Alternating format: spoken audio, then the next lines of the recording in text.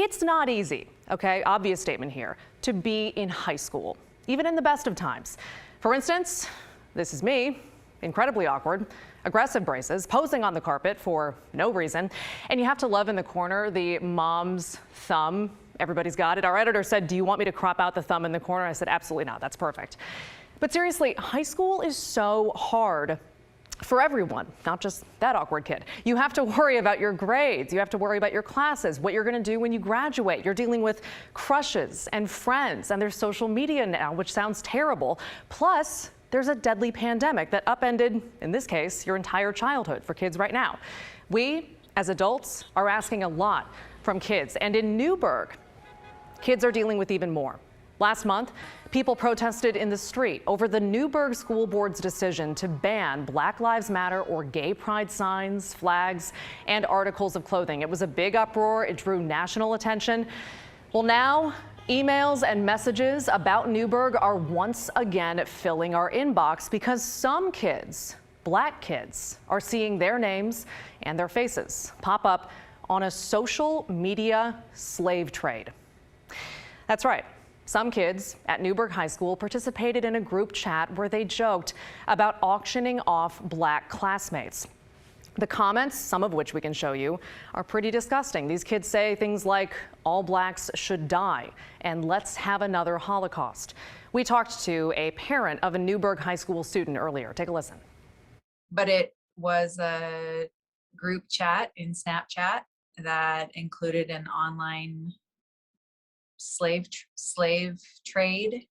So students were highlighting Black students in their schools who they thought could be sold, and it was kind of a mock discussion about who we would sell among the Black students in our schools and why we would sell them and how much they would be worth as a slave and those kind of things. And then mocking the Black students that were highlighted and talking about their private lives.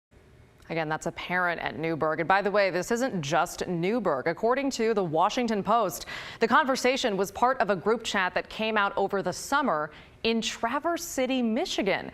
It actually first surfaced late last year, and it included some of the same derogatory comments toward Black students there in Traverse City. So here in Oregon, we asked the principal of Newberg High School for an interview to ask, among other things, how could this happen? And when did the school first learn of this? What's the plan for addressing it? But the principal, Tammy Arion, said she has been advised not to participate in the interview. Now, the school did send a statement. They said they are, quote, deeply dismayed, and they're investigating this case. And they also say they want to ensure a safe learning environment for all kids, and they're following school board policy. So that brings us to school board policy, because tonight the school board is meeting to address the slave trade group chat. No, they're meeting to address and refine their ban on what they're calling political displays.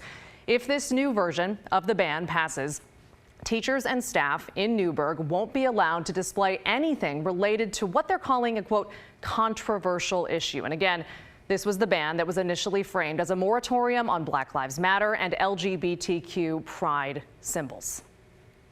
4 members of the school board attempting to ban Black Lives Matter symbols and pride symbols has been super confusing because